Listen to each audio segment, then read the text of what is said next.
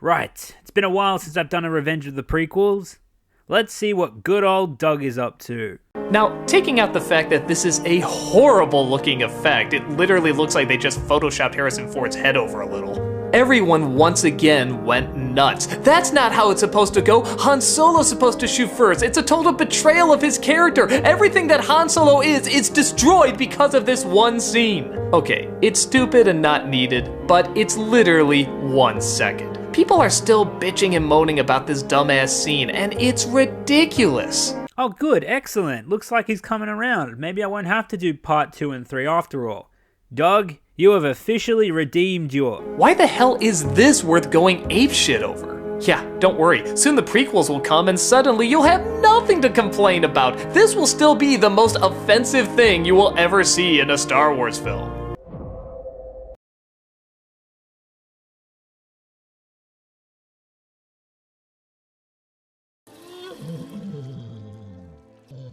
You fucking shit cunt.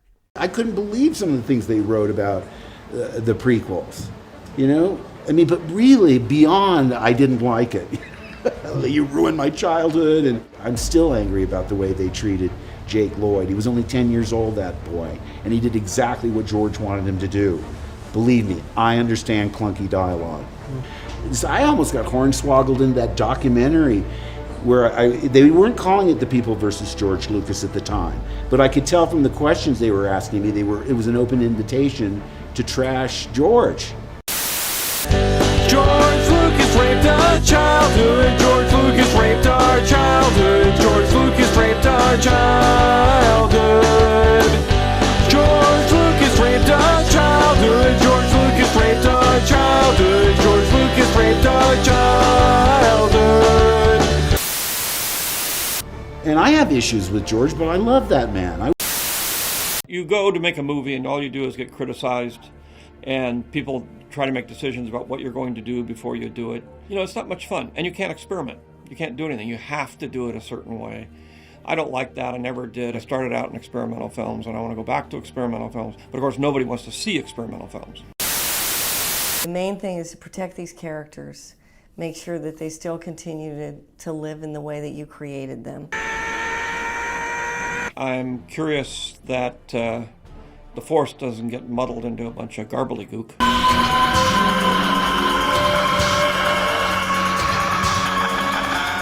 Can I just say, though, a lot of times I would say to Ryan, we got to think about the fans. And he said, no, we got to think about the story, and we got to think about our movie. Which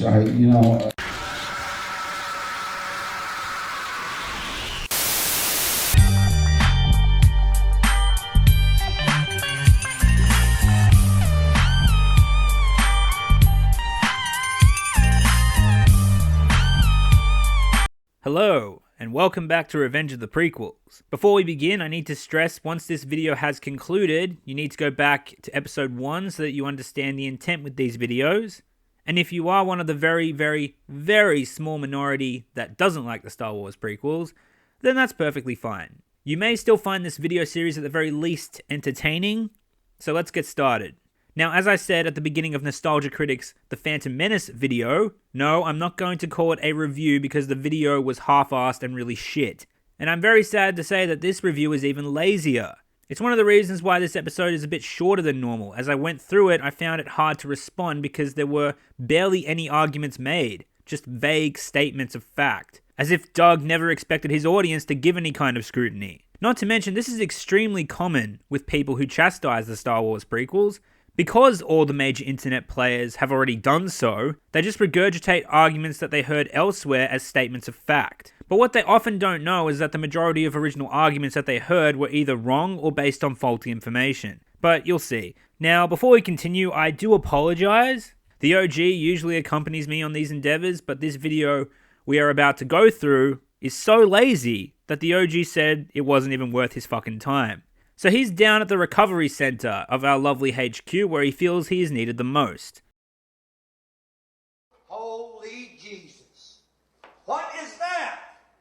What the fuck is that? Anyway, with all that said, Doug Walker, prepare your anus.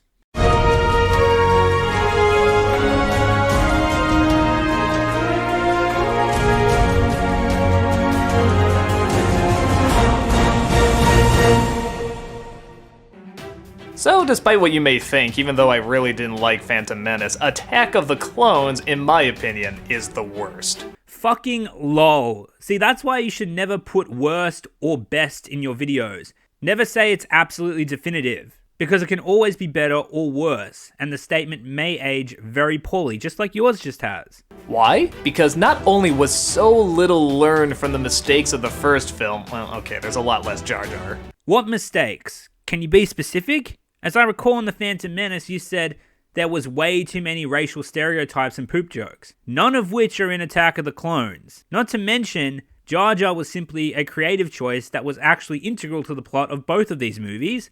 And yeah, through one fat butthurt rebellion, he was removed through collective whinging. So good job, I guess. But this one is just straight out boring. It is dull. It's not very interesting to look at, it's not very interesting to listen to, the stilted acting is still there, the bad writing is still there. Doug, could you please give one fucking example? You implying this shit isn't arguing. We're already 40 seconds in and I still haven't seen anything specific to argue against. This is just filler. There's tons of things in the plot that don't add up, which wouldn't matter if I gave a shit at all what was going on, and I don't. You might if you actually, paid attention, and well... I don't think you do. It's funny people say that nothing's interesting in the prequels, the politics are boring, things don't make sense, when a 10-year-old can figure it out if they actually apply themselves. But then those same people who say, we want shit to happen, let's see some lightsaber combat, space battles, will call the conflict boring. This isn't a straw man, by the way, this is a conflicting argument that circles the internet a lot. One of the biggest problems with arguments against the prequels is that the arguments heavily conflict with one another. Even Phantom Menace had the advantage that it was spectacularly bad on such a big level. This one is just a boring, meh. Fuck you. Anakin Skywalker has grown up and apparently has yet to develop a personality, as he apparently comes across Amidala, who is now not queen. Another election, I guess. Well, Doug, allow me to educate you. George Lucas himself has said that basically the entire premise of Attack of the Clones is Anakin learning to cope with his emotions. Jedis are meant to be detached and emotionless. You know, the supposedly boring council meetings from The Phantom Menace, pretty sure it's in there somewhere. Everything. Fear is the path to the dark side. Fear leads to anger. Anger leads to hate. Hate leads to suffering. So by that logic, Anakin isn't meant to be a very dynamic character. He, like the rest of the Jedi, are very monotone. They have a touch of humor about them, but George Lucas has based the Jedi off of monks, which, in our reality, are known for being celibate and selfless. It's only after he's reintroduced to Padme and he's so much older and his hormones have developed, and because she's matured in years, that his emotions begin to surface in his character. And no, Doug, it turns out Padme was personally asked by the Queen to serve as Senator of Naboo, which was formerly Palpatine's role, that she took after her time as Queen was over, and after she did such a damn good job. So wrong again, mate. Pay attention. But nevertheless, he's assigned to protect her after a few assassination attempts. The two eventually end up falling in love, but this is a big no-no as apparently Jedis can't fall in love. Well, that sucks, not sure why that is, but whatever. While their incredible chemistry is being formed... Yeah, a lot of people were butthurt when George decided to make the Jedi celibate, to live a solitary life without a wife and children. Probably because it squashed their little fucking fantasy of them being Jedi in their fucking pajamas. Look, the Jedi Council, the Jedi Code, and the Jedi not being able to love doesn't contradict anything. If you want to take a look at Luke Skywalker in the original trilogy, he was trained as a very unconventional Jedi. He only had a couple years of training, and started his training very old. Hell, Yoda even refuses at first because he's too old and hasty. He tells Luke that anger, fear, and aggression are all paths to the dark side, which, as I just showed, is mirrored by Yoda in The Phantom Menace. Jedis not being able to love doesn't contradict Luke, and there's no reason to think that Yoda wouldn't have warned him about attachment and its dangers during Luke's training. So yeah, traditional Jedi, keyword here being traditional, a traditional trained Jedi or Jedi apprentice are forbidden to love because it will lead to attachment, fear of loss, anger, hate, and then, of course, suffering. Revenge of the Sith is all the proof you need of that.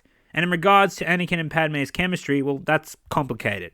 Now, you don't provide any substantive argument against it, so I'll just say this. It's easy to mock the romance at face value, but if you actually take a look at who both the characters are and their backgrounds, not to mention their stereotypical physical attractiveness, it makes a lot more sense than you think. But someone I'm going to cover in the very near future makes a much less vague statement on the matter, and I think I'll go in depth on the romance when we get to that. in about 3 or 4 videos. Senator Palpatine makes a decision to form a clone army. Chancellor Palpatine. Seriously, should I even bother with this video? I feel like Doug is the poster boy for prequel haters, who have no idea what the fuck they're talking about. These will eventually become the stormtroopers that have different voices in the later films that I think they're talking about actually replacing with Australian voices. Oh, never mind. Okay, now this I think is a misconception. I have no quotes from the OG himself confirming this, but this is just based on facts from the movie, right? The clone troopers were given growth acceleration, correct? They became the equivalent of a male in their mid to late 20s within a time frame of 10 years. After the supposedly 3-year gap between Attack of the Clones and Revenge of the Sith, the clones would have been even older. From the 19-year gap between Revenge of the Sith and A New Hope, the Emperor would have either had the clones killed or retired them due to the inability to maintain an active service combat role. Otherwise, the clones would be in their mid-40s to early 50s. Not to mention Jango Fett is dead. So if the stormtroopers were clones, it's not unfeasible to think they would have used a different cloning subject to make those clones, with the stormtrooper voices in the OT. Or they could have just been regular conscripted people. And yeah, I think the latter would be the most likely of the two. And they're gonna take out more of that political nonsense you couldn't follow in the first movie, except this time Christopher Lee is in it. Well, that's cool, I like Christopher Lee, but what's he doing there? What's his evil plan? More political talk that you can't follow. Doug, just because you're an idiot doesn't mean everyone else is.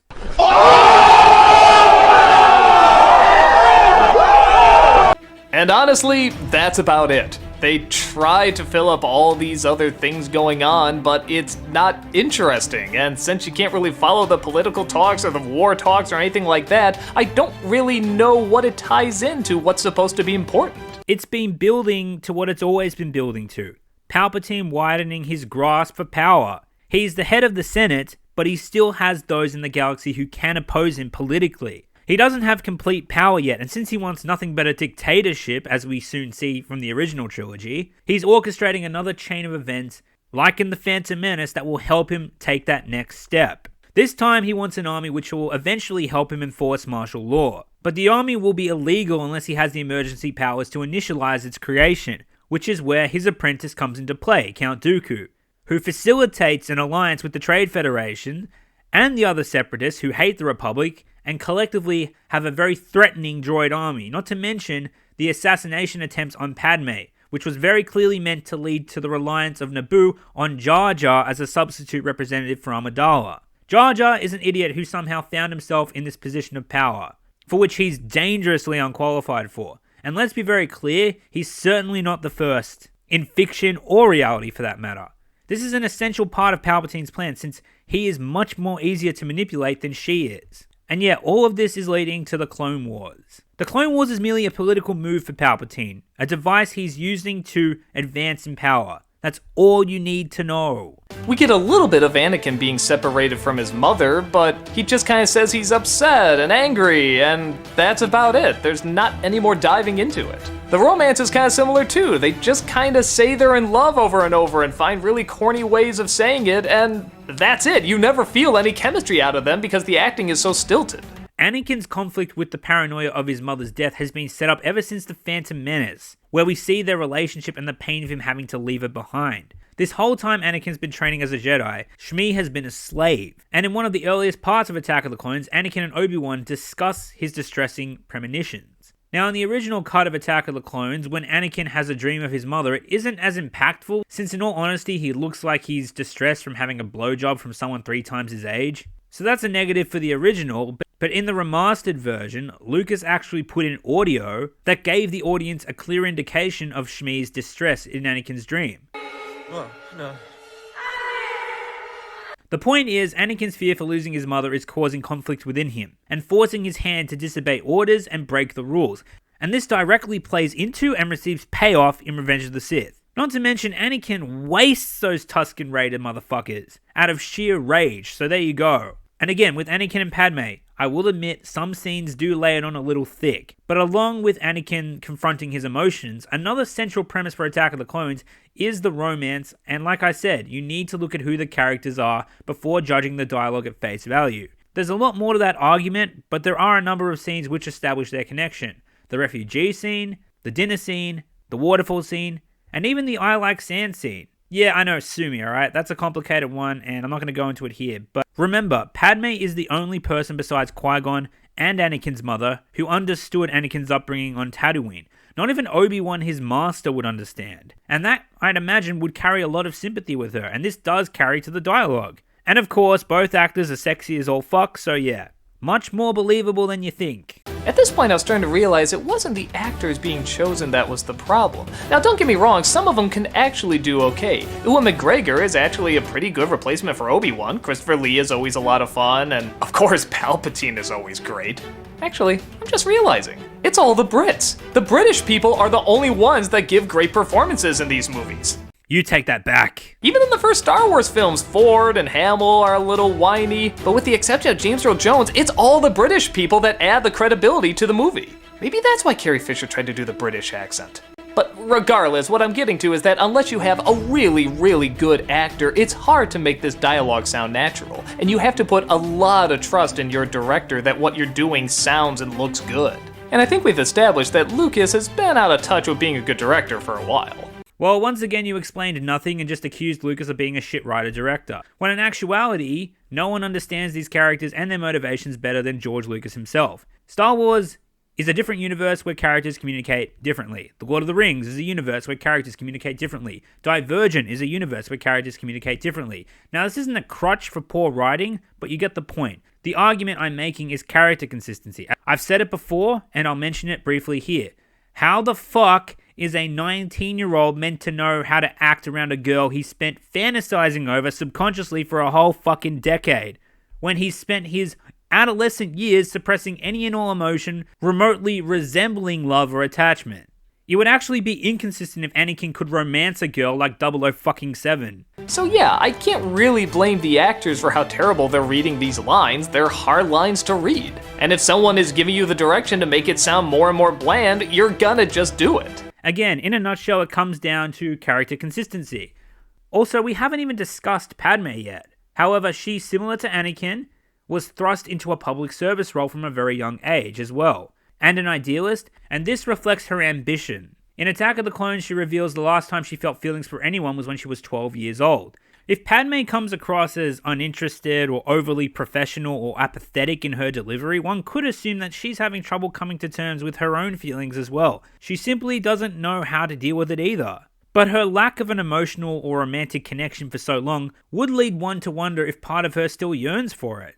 When was the last time someone paid her a compliment or wasn't completely intimidated by her? Perhaps that's what attracts her to Anakin, how bold he is. But when I say because of how bold Anakin is, I'm not counting the fireplace scene, as that's a different kind of interaction between the two characters where Anakin isn't trying to romance her. One of the only things people really remember out of this film is the lightsaber fight with Yoda. People either seem to love or hate this, and yeah, I'm somewhere in between. I understand both sides of the argument. On the one hand, yeah, it is kind of neat to see Yoda with a lightsaber. It's cool to see him jump around, and it shows that such a little person can still cause a lot of damage. But like the other half of people, I kind of like the fact that all he had to do was wave a hand and a spaceship could fly by. Like he was that powerful. All he had to do was just point a finger. He was that in touch with the Force. I don't know, I'm just glad it was something I didn't really see before, and it was kind of neat to see. Albeit kind of goofy. Not only is Yoda using a lightsaber, a Jedi's signature weapon, appropriate, but it's also consistent with his character. It's no contradiction either. He doesn't go there to kill Dooku, but to likely defeat him or capture him. Not to mention Obi-Wan and Anakin are at his mercy, so Yoda is trying to defend them. Also, those fans don't get to dictate what Yoda is. If Yoda is so powerful that he can lift a mountain into the sky in the blink of an eye, where's his challenge? One could even say that he would be a Deus Ex Machina if he was able to pull off those kinds of feats. Such as in, like, Avengers Endgame, spoiler warning, 3, 2, 1, Captain Marvel is ridiculously overpowered, so much so that in some ways she breaks the universe. And having her present in any conflict opens up questions and creates plot holes, such as, why didn't Captain Marvel snap her fingers? Or why didn't Captain Marvel fly the gauntlet away at the speed of light? Now that's an argument for another time, but I'm sure I've made my point. And lastly, they choreographed this fight with a CGI partner and made it look realistic back in 2001. That's fucking amazing.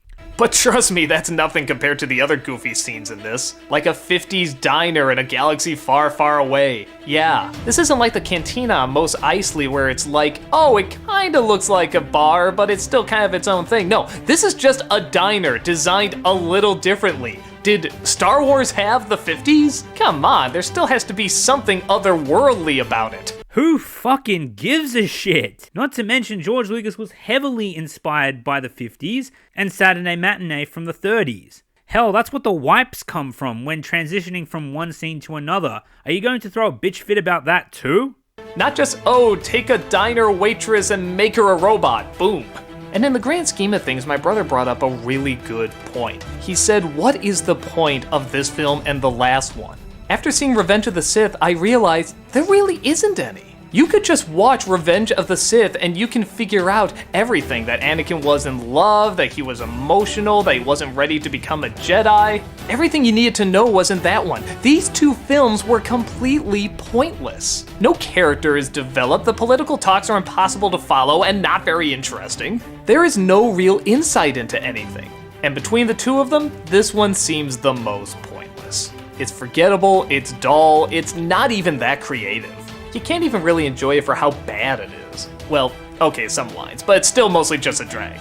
Oh, yeah, that line makes it in the movie too, from C-3PO. Oh, it's so stupid! Well, your brother's an idiot. Maybe it's genetic. Yeah, you can watch Revenge of the Sith on its own and still like it somewhat. Hell, maybe you'll even love it. But you'll be missing out on so much context, so much world building, so much backstory and character motivation for the main character of interest of the trilogy, which is Anakin. Hell, you can even argue that his character is the most important character for the entire saga. Without episode 1 or 2, you wouldn't know how Palpatine rose to power, how he pulled an army of clones out of his ass, why Anakin and Padme are not supposed to be married, why he takes his premonitions so seriously, or how he and Padme even met in the first place, not to mention Anakin's upbringing as a slave, or why the fuck the galaxy is at war. You need to watch all three. They are a trilogy, you moron. Anyway, if you want to rip it apart and nitpick it, there's more than enough material, but in my opinion, if you can't even say it's so bad it's good, this is the Star Wars movie you can easily skip.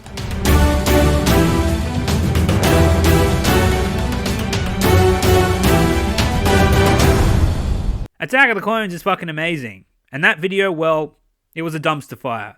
It was vague as shit, barely an argument to respond to, and Doug just has no idea what the fuck he's talking about. But at least it's over, right? Now I've only got one more Nostalgia Critic Star Wars review to get through, and then we can move on to the next idiot. So to wrap up, let me just say thank you for watching. I hope you enjoyed, and I'll see you next time. The main thing is to protect these characters. Make sure that they still continue to live in the way that you created them.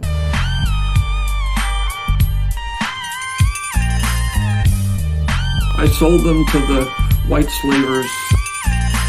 Star Wars The Phantom Menace was the most disappointing thing since